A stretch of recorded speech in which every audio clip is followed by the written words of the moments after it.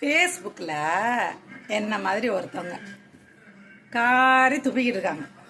என்னன்னா, விஜய் மாநாடு ஏதோ நடத்தியிருக்காருல இதுக்கு முன்னாடி.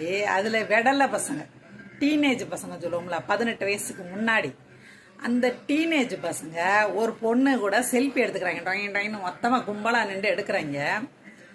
அந்த பொண்ணு யாருன்னு பார்த்தா கொஞ்சம் கிளிகிழிப்பாக வீடியோ போடுற பொண்ணு போல.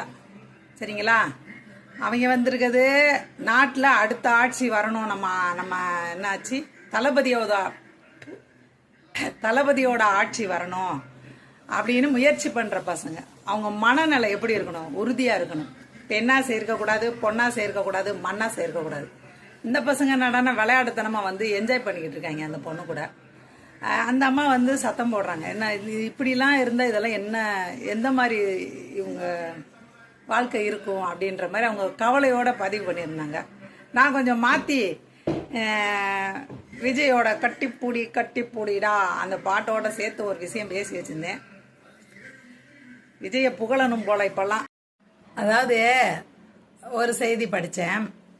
விஜய் அவர்களோட மாநாட்டில் கலந்துக்கிறவங்களாம் 60% பேருக்கு வந்து ஓட்டு உரிமையே கிடையாது. அப்படின்னா என்ன அர்த்தம்னா, 18 வயசுக்கு உட்பட்ட பசங்க வெறுமனே என்ஜாய் பண்ணுற ஒரு மனநிலையோட, தாந்தோன்றித்தனமான ஒரு மனநிலையோட சுற்றுற பசங்க தான் அந்த இடங்கள்ல இருக்காங்க. பரப்பிக்கிட்டு அந்த டவர் மேலே ஏற, கூரை மேலே ஏற, அடுத்தவங்க சொத்து சேதாரம் ஆகுதுன்ற கூட அறிவு இல்லை. போன தடவை வந்து மதுரைக்கு வந்து மதுரையில் சேரெல்லாம் உடச்சி போட்டாங்கன்னு ஒரே இதாக இருந்துச்சு.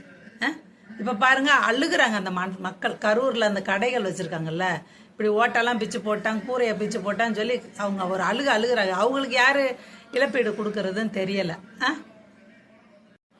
நம்ம விஜய் சார் வந்து கீழே இறங்க மாட்டார், மக்களோட நிற்க முடியாது. அங்கே அவர் தனியாக பாதுகாப்பு பண்ணாலே அவரை பராடுறதுக்கு வந்துடுறாங்க. அப்படி இருக்கும் பட்சத்தில் அவருக்கு பாதுகாப்பு இல்லை. ஆனால் இவ்வளோ பெரிய கூட்டத்தை மட்டும் அவர் ரெடி பண்ணி வச்சுக்கிடுவாரு. அவர் வந்து லைட் ஆஃப் பண்ணி ஆன் பண்ணி விளாண்டுக்கிட்டு இருக்காராம்.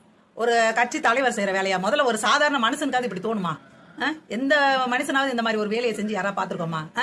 இப்போதான் ஒன்னா வெளியே வருது. அப்போ அதெல்லாம் யாரும் சொல்லணும்ல? ஒரு 10 பேர் சொன்னாதான் நல்லது. புகழ்றதுக்கு 100 பேர் இருந்தால் குறைகள் சொல்றதுக்கு ஒரு 10 பேர் வேணுமா இல்லையா?